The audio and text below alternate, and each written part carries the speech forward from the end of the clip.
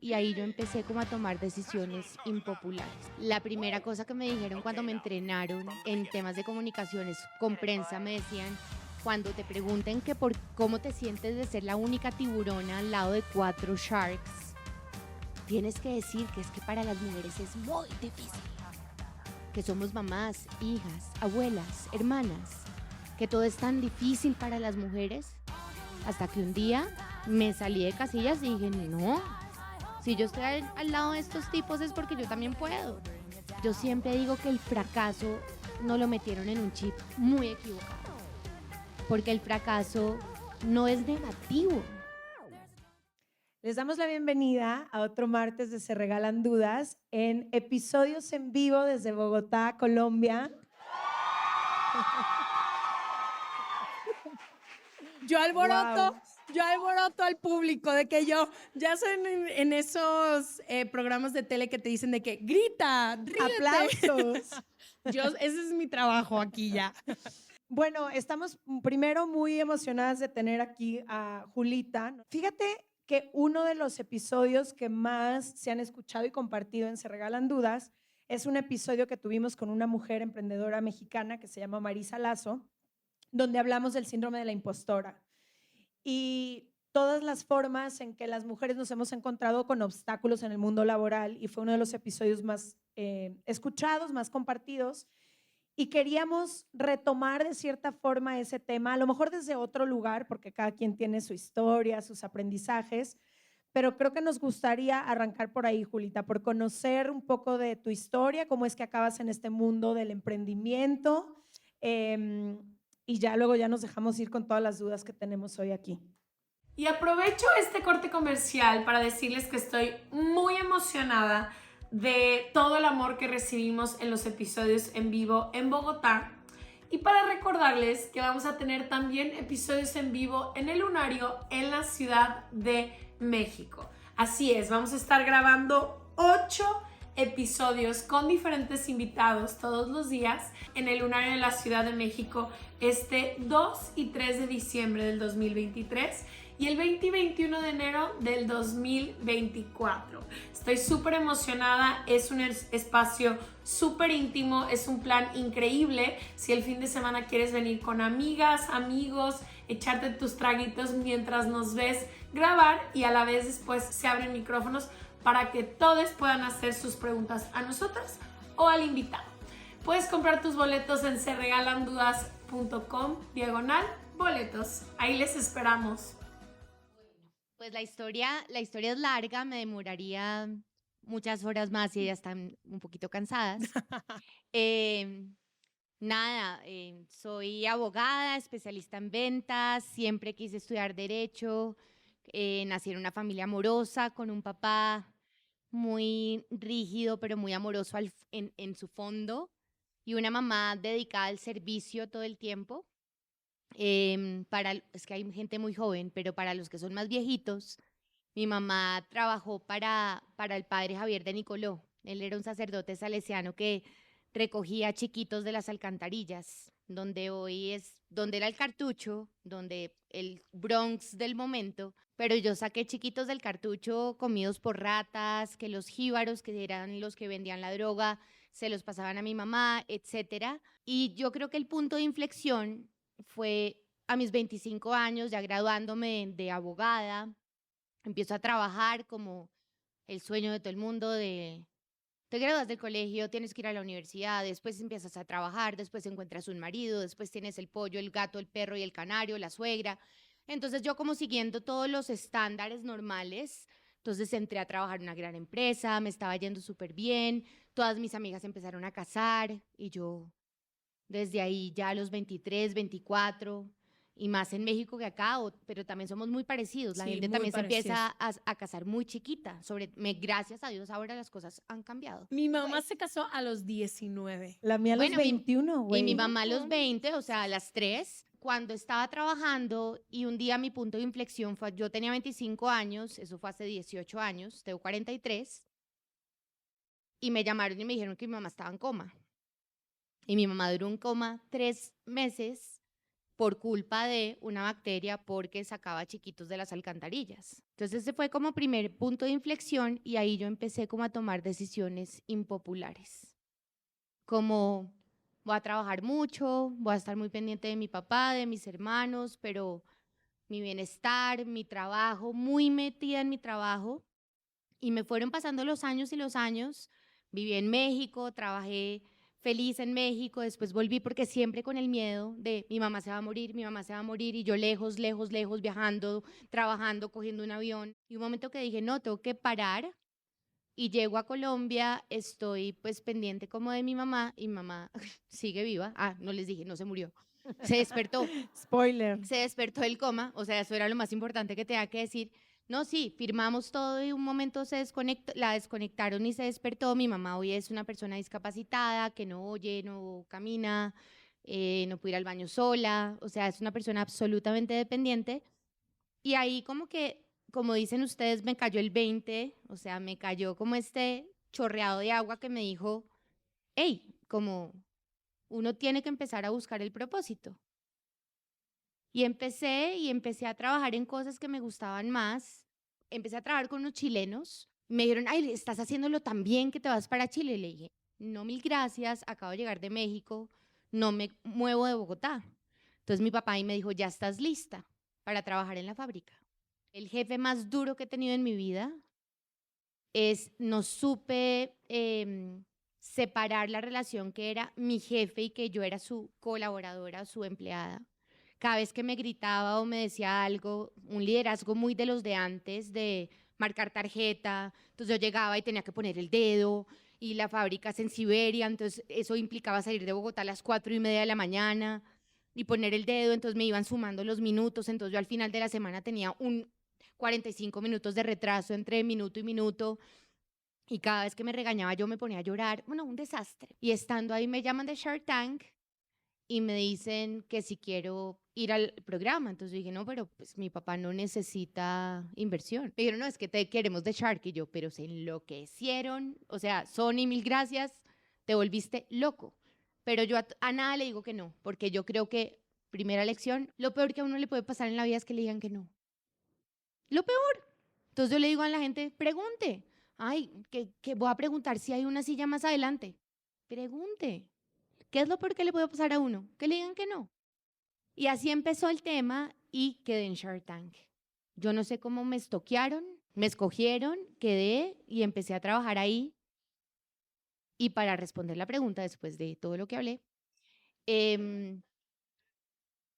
la primera cosa que me dijeron cuando me entrenaron en temas de comunicaciones con prensa, me decían, cuando te pregunten que por cómo te sientes de ser la única tiburona al lado de 4 sharks, tienes que decir que es que para las mujeres es muy difícil, que es lo peor, que somos mamás, hijas, abuelas, hermanas, que todo es tan difícil para las mujeres, hasta que un día me salí de casillas y dije, no, si yo estoy al lado de estos tipos es porque yo también puedo. Quiero preguntarte, ¿qué has aprendido del liderazgo estando en empresas donde mayormente la empresa automotriz casi siempre son hombres por las razones que se cuenten, ¿no? Yo creo que ser genuino, ser un poco sin máscaras y sin filtros, así uno la embarre. Yo soy muy yo. La gente dice a veces, eres demasiado espontánea. A veces eres demasiado infantil, porque yo le digo a todo el mundo, eres muy linda. O a un señor le digo, ay, qué chaqueta tan bonita, pero en la mitad de una fila, respetándome como yo soy, como aceptándome. O sea, porque ser así es un poco raro. Y uno sale como del parámetro porque dicen, esta vieja loca, habla con todo el mundo. De verdad, eso me ha hecho que en la vida me vaya mejor porque todo es más fácil. Yo soy una convencida que cuando uno es un bacán, una buena persona, es mucho más fácil que ser una mala persona.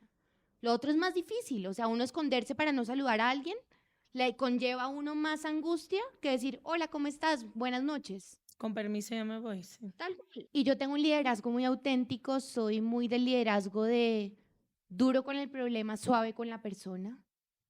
O sea, una cosa es una cosa, la otra es otra. respeto inmensamente las prioridades y para mí, pues, con lo que les conté de mi familia, que es algo muy íntimo, mi prioridad siempre son las cosas que son de verdad, o sea, las sentidas. O sea, lo de verdad es la mamá, el papá, la relación. Eso es lo de verdad. Uno en un trabajo puede pasar 1 año, 3 años y después irse. Y nadie es indispensable. Y uno puede decir, es que allá me aman, yo soy indispensable. Mentira. Y muchas veces cuando yo doy conferencias y digo, si ustedes no están en un sitio que aman, hablo mucho de Ikigai, que es una filosofía japonesa, y digo, haz lo que amas, hazlo bien, que te paguen por ello y que crees un impacto en otros. Pero lo explico en muchos minutos y cuando la gente a veces me llaman de recursos humanos el siguiente lunes y me dicen, Julita, me renunciaron 4. Y yo, maravilloso. O sea, qué bueno que tú tenías 4 personas que no estaban Que no querían felices, estar ahí. que no querían estar ahí. Y por otro lado, qué bueno que esas 4 personas se dieron cuenta que no querían estar ahí.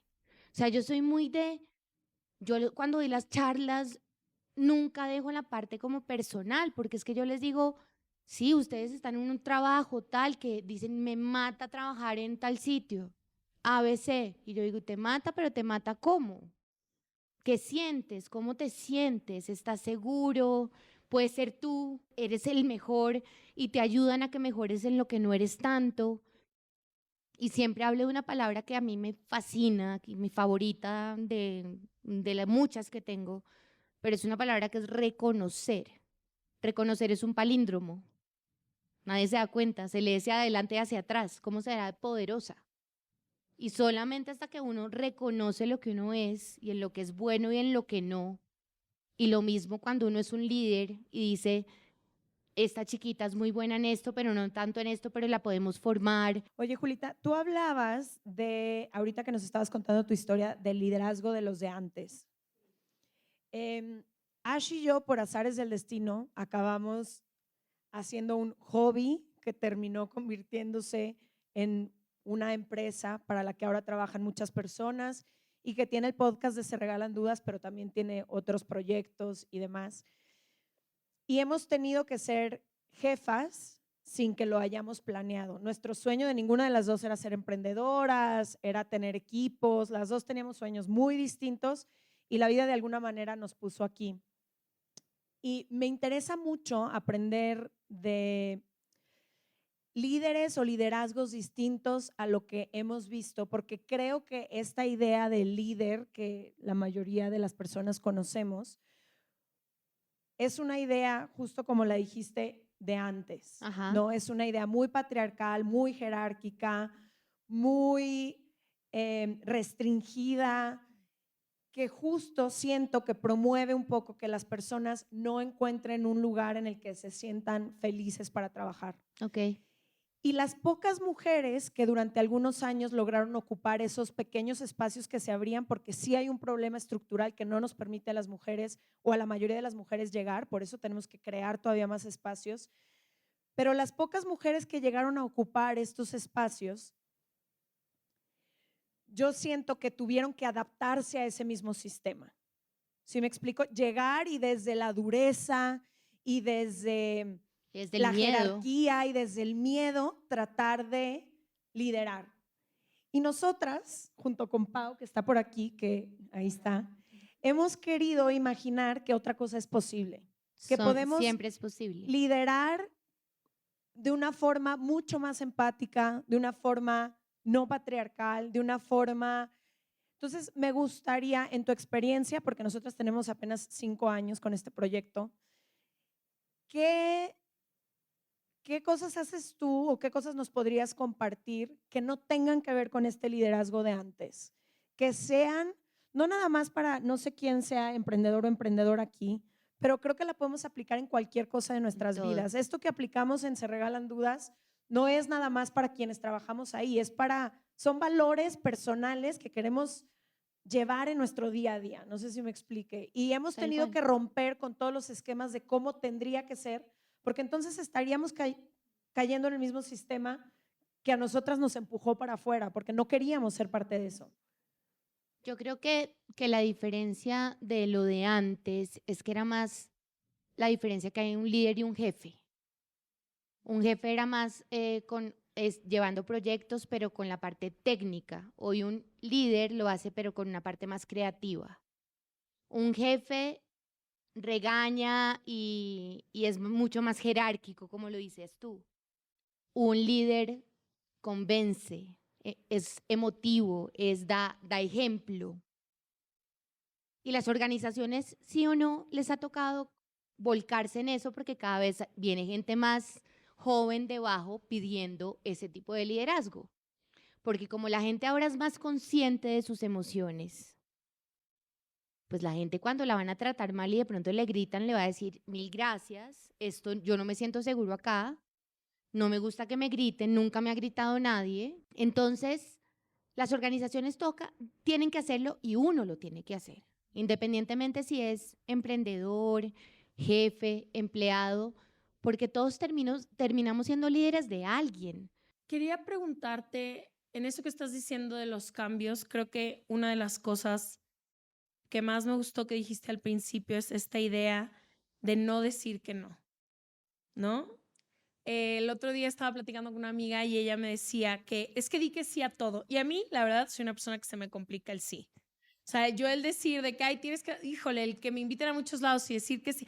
El sí no es, tengo que trabajarlo y siempre estoy tratando, pero yo suelo estar muy cómoda en donde estoy y aprender a no tenerle el miedo al no, ¿no? No de relaciones, de negocios, de amigos, de cosas que me gustan. ¿Cuál sería como tu consejo para vivir siempre diciendo que sí y no diciendo que no? El atreverte a preguntar, el buscar la oportunidad en todo, no solo en los negocios. Buena pregunta. Ash, es que lo peor que le pueden decir a uno es que no, es que uno porque no puede preguntar, es que ninguna pregunta es boba, como es que somos tan miedosos siempre de hablar, de preguntar, de alzar la mano, y sobre todo las mujeres también, digamos cuando me contaban del liderazgo y el de antes, una mujer sola en una organización y levantar una mano en una junta directiva donde son 11 hombres y una mujer y que le digan, espérate, esas cosas ya están cambiando y qué delicia que estén cambiando, o sea, porque ¿tú te imaginas hace 50 años que este podcast fuera de No, mujeres? ¿Las tres sentadas? Obvio no. jamás. Ni mi abuela estaría acá. Pero ahora yo me muero porque seamos nosotras y que sean mis sobrinas pues no tengo hijas, mis hijastras. De verdad que después tengan estos espacios. Pero a lo que voy como cómo manejar el no, yo siempre digo que el fracaso no lo metieron en un chip muy equivocado. Porque el fracaso no es negativo. O sea, el fracaso es una palabra positiva. Yo creo que es parte de la vida y es absolutamente necesario. O sea, ¿cómo aprende un bebé a caminar? Pues cayéndose. Sí. ¿Y cómo aprende uno? Pues con golpes en la vida. Hasta los tatuajes se borran hoy.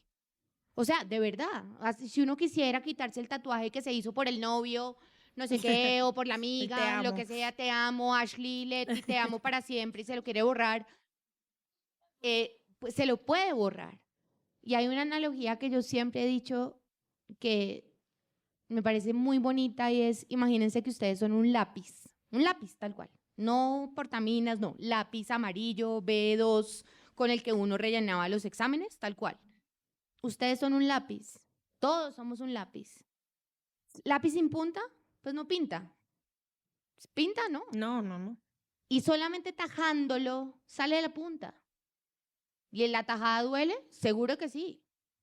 Y a uno le van tajando la cabeza y le van tajando el espíritu y le van tajando el corazón y uno tiene la tusa, como decimos acá, cuando uno tiene un guayabo moral, como Claro que una conozco cruda, la tusa, sí. moral. La Karol G. bichota me enseñó La la tusa. bichota, ya. Bueno, la bichota nos la enseñó, pero cuando uno tiene una tusa, o sea, la tajada está, pero es la única forma para que salga la punta del lápiz.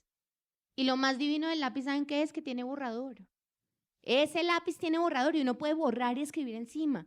Sí, así no se vea tan lindo, pero uno puede escribir sobre su propia historia. Me encanta. Y uno la puede cambiar. Sí. Y cuando les digo, cometan errores, digamos, cuando doy cursos en empresas, cometan errores, pero pues sean creativos, o sea, cometan uno nuevo. Si la embarraron, aprendan de eso Y así es en la vida, y así es en las empresas, y así es en el liderazgo, así es en todo. Yo siempre comparo en mis temas de liderazgo es nosotros como personas, porque es que es eso, es que somos relaciones uno a uno. No es que me da miedo hablar con mi jefe. ¿Y por qué te da miedo? O sea, es una persona. Puede tener el rango X, pero ¿qué pasa si le dices que si te regala 5 minutos? ¿Qué es lo peor que te puede decir? Que No. no tiene. Sí.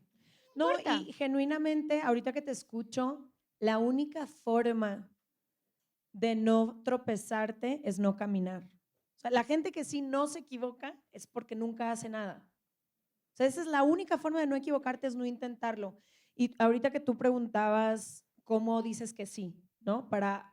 Sé que muchas veces los miedos nos paralizan y no nos dejan avanzar, ¿no? Y no nos dejan, nos cuentan unas historias, porque aparte de las historias que somos capaces de crear en nuestra propia cabeza de todo lo que podría salir mal, son infinitas. Y Somos solo más, el 4% son lo que se cumple en estadística. No, bueno. No, Cuando uno tiene pensamientos de los negativos, cuando, catastróficos. como a mí con mis ataques de ansiedad, cuando después miro y digo, ¿qué pasó? Pues nada, Nada. absolutamente Y nada. nuestra mente es más creativa que George Martin escribiendo Game No, of total. Thrones. O sea, mi mente me podría escribir 15,000 razones por las que todo va a salir mal y se siente un miedo paralizante, pero a mí una cosa que siempre me ayuda y ojalá que lo puedan aplicar es, prefiero Tú eres todo, muy de sí. yo soy mucho de sí, Muy de sí. prefiero todos esos escenarios catastróficos que me dice mi cabeza a quedarme con el qué hubiera pasado si Si no lo hubiera lo intentado. intentaba. ¿Qué hubiera pasado si le decía, me gustas un chorro? ¿Qué hubiera, o sea, con lo que me voy a quedar si no acciono es con el, no sé, nunca voy a saber si le gustaba o no le gustaba, nunca voy a saber si me iban a subir o no me iban a subir el sueldo, nunca iba a saber si soy capaz o no soy capaz, si me iba a salir bien o no me iba a salir bien. Lo que sí tengo asegurado, si nunca digo que sí, es que nada va a pasar. Y en temas de mujeres, en organizaciones Leti, lo que pasa, y está tan bien comprobado, son cosas que yo no me he inventado, abren una vacante para alguien ascender.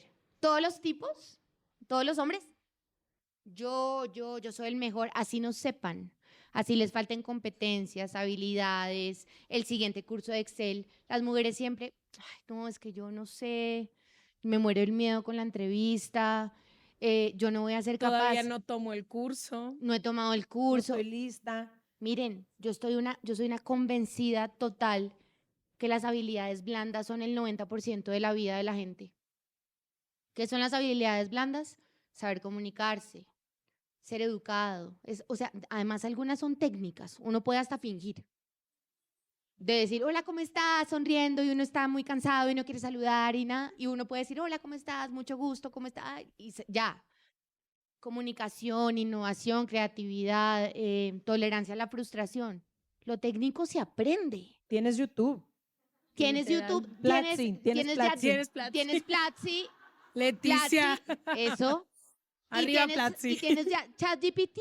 O sea, Literal. ya te dicen cómo vender empanadas en la esquina. Algo que sí creo es que cuando se abre una vacante, por ejemplo, en el ejemplo que tú pones, se abre la vacante y hay menos mujeres que aplican a esa vacante, yo no creo que sea no quiero usar la palabra culpa, pero no es una cosa nuestra, es que sistémicamente, durante muchísimos años, se nos ha repetido una infinidad de mensajes, hemos tenido falta de representación. Claro. ¿Cuántos hombres aquí han podido observar a cuántos hombres ser CEOs a lo largo de 100 años? De acuerdo. Y entonces sí creo que hay muchas cosas que hacen o que provocan que esas estadísticas sucedan, ¿no? Por eso también cuando empezamos a empujar para que existan ciertas conversaciones, ciertos espacios, a mí sí me parece importante, porque si estuviéramos en igualdad de circunstancias sistemáticamente desde hace muchos años, pues no tendríamos esta conversación, pero sí hay una necesidad y sí hay ciertos mensajes que hemos escuchado durante mucho tiempo que nos obligan a tener que como mujeres decir, ¿por qué tenemos el síndrome del impostor? ¿Qué hacer cuando siento que no soy capaz o que soy insuficiente? Porque evidentemente nos pasa mucho más que a los hombres. como tú dices, hay muchos hombres que no tienen ni siquiera la competencia y se sienten capaces, y hay mujeres que quizá tienen un doctorado en el tema y no nos sentimos capaces, pero mucho tiene que ver a veces con la cuestión sistémica que ha provocado que eso suceda de esa forma. Quisiera que las dos platicaran, y incluyéndome, ¿cuál ha sido el consejo más valioso que les ha dado alguien en esto de emprender? Nosotros, como te dijo Leti, acabamos de empezar, pero creo que muchísimas veces, sobre todo yo al menos, creo que por la falta de representación, nos hemos encontrado las dos en un mundo donde nadie nos puede aconsejar por cómo queremos llevar nuestra empresa, que ha sido tan diferente a lo que común.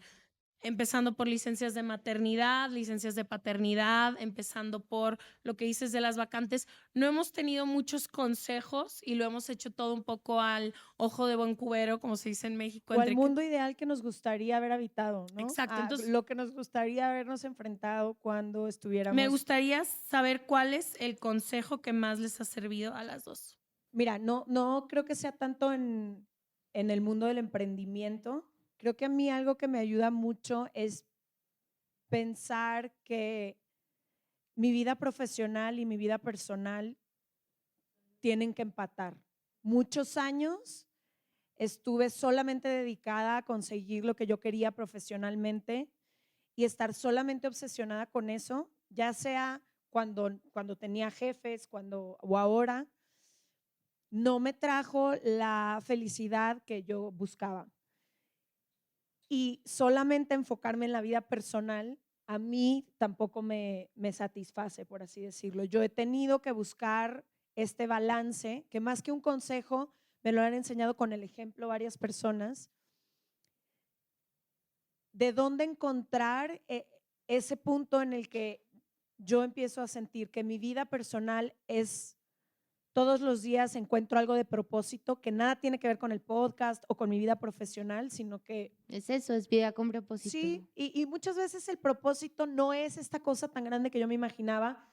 Mi vida con propósito muchas veces tiene que ver con mis plantas, muchas veces tiene que ver con poner Estar a en mi cuerpo en casa. movimiento, con darle un abrazo a alguien que amo mucho, con cosas que parecieran muy simples, pero que quienes las hacemos sabemos que no lo son, que es la base que nos sostiene en el día a día.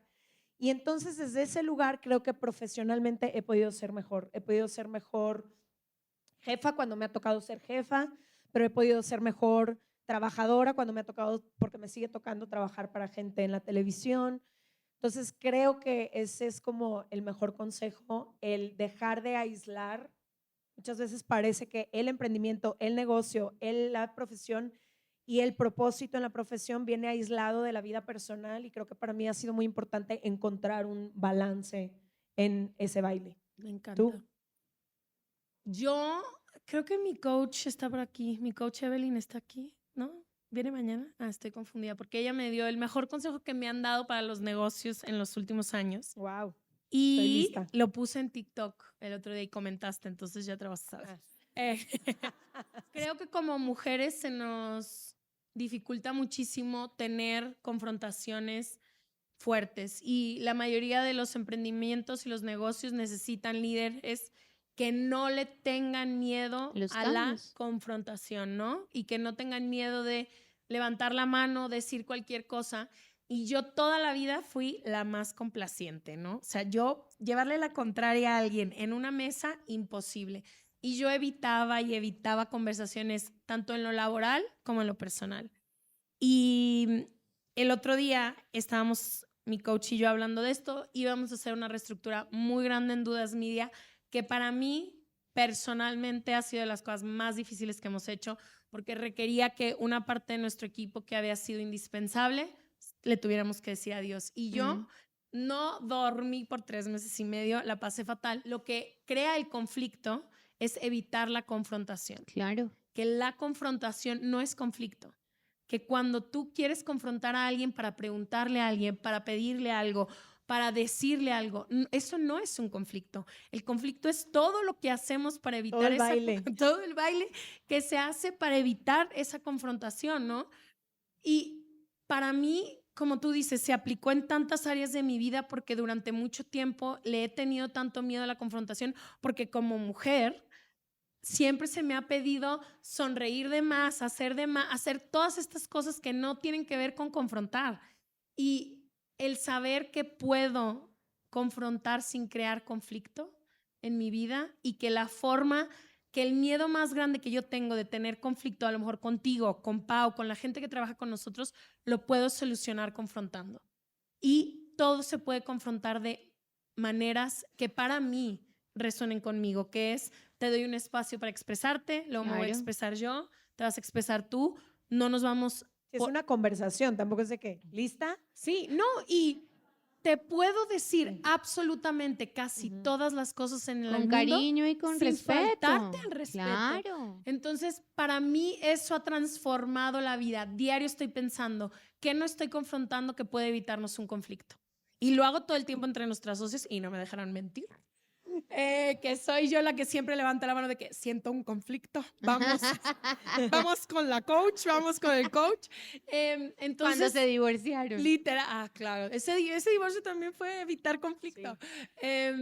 Entonces creo que eso, como no tenerle miedo a ser quien pide un momento para tener una confrontación y que no toda la confrontación, aunque incluya dinero, aunque incluya negocios, estrategias y cosas que para mí son cosas que son pesadas a veces, que siempre lo puedo hacer con mi estilo, que trato de siempre ser súper amable, no faltarle el respeto a nadie y darle el lugar a todo el Me mundo. encanta. Y ¿Tú, el Julita? mío, yo creo que es tanto para lo personal como para lo profesional, que me parece que por eso es tan valioso. Y es, no hay nada más valiente que pedir ayuda, si uno necesita. Porque siempre va a haber alguien que sabe más que uno. Mi papá un día me dijo, deja de darte las que te las sabes todas. Siempre va a haber alguien que sabe más que tú. En todos los ámbitos, en lo que quieras preguntar. Y no pasa nada pedir ayuda. Pedir ayuda es levantar la mano. Y levantar la mano es decir, no sé, no estoy de acuerdo, cómo podríamos hacerlo mejor. Y hasta estando mal. Es que uno lo ven acá como si uno fuera pues todo el día. No, uno a veces está mal y no se quiere levantar de la cama. Y a mí me encanta también, ¿sabes qué? Que cuando uno empieza a ponerse, soy muy como tú, Leti, del tema del equilibrio, que a veces a uno le pasan muchos días como muy superficiales, yendo a sitios donde uno no quiere y saludando a gente que uno no quiera y el desgaste y el tema. Y cuando uno dice, no, muchas gracias, con toda la cordialidad, porque yo sé que la cordialidad y la amabilidad no pelean con nadie, yo soy una convencida de eso. Y cuando uno se pone, y además diciendo la verdad, tú no me tienes que decir, no, Julita, es que tengo mucho dolor de cabeza y tengo que ir al baño 10 veces hoy. No, mira, me propuse descansar porque mañana tenemos dos grabaciones más. Mañana hay 2 podcasts que tenemos que estar con toda la jugada y yo he aprendido a decir eso a la gente cuando, que si quieres ir a no sé qué marca, que si quieres ir a no sé dónde. Yo digo, uno me aporta, estoy muy cansada, de verdad necesito ir, o si no, digo la verdad, me propuse descansar, quiero hoy ver la novela y quiero ver MasterChef y acostarme un poquito más temprano porque mañana quiero estar bien. Y cuando uno empieza a ponerse a uno con ese equilibrio, yo creo que las cosas empiezan a hacer sentido y uno dice, la vida es como un Tetris, empieza como a cuadrar todo. Ujú. No, iba a decir de lo que acabas de decir de pedir ayuda. Yo genuinamente, si algo les pudiéramos compartir que ha ayudado a que crezca Se Regalan Dudas estos 5 años, ha sido pedir Pedir ayuda. ayuda. No ha existido una persona que nos crucemos en el camino que no le pidamos, 5 minutos. disculpa, tienes 5 minutos que nos puedas recibir o que nos puedas atender una llamada o que nos puedas resolver una duda. ¿Y qué es lo Contestar peor un que te mail. pueden decir? Nadie Que nos no. ha dicho que no. Nadie nos- A Y 5 Y nadie minutos. te lo va a decir que no. Y ahorita por lo menos a lo mejor ya hemos creado un nombre, pero incluso el día 1 que ni siquiera nuestra mamá nos conocía, desde ese momento no hay nadie que se resista a 5 minutos. Cuando tú llegas desde la humildad de no sé Claro. hacer esto o qué me recomiendas o tú que tienes 15 años de experiencia haciendo tal, entonces creo que ese tip de pedir ayuda, de con humildad entender que hay personas que saben más, que pueden complementar tu camino, que si eres muy buena en una área, tienes 350 en las que te pueden sumar. Entonces, bueno, vamos a cerrar este episodio para abrir el micrófono a preguntas y respuestas de la gente que está aquí. Agradecerte mucho, Julita, Gracias. que hayas venido a Se Regalan Muy Dudas. cortico. Sí, Ya sé. siempre nos pasa lo mismo. Siempre. Estoy enamorada de Bogotá, voy a volver prometido. Sí. Prometemos volver. Muchas gracias a ti que nos escuchas donde sea, que nos escuches. Nos vemos el próximo martes o jueves, y en el jueves de esta semana vas a poder escuchar las preguntas y respuestas de este episodio en vivo.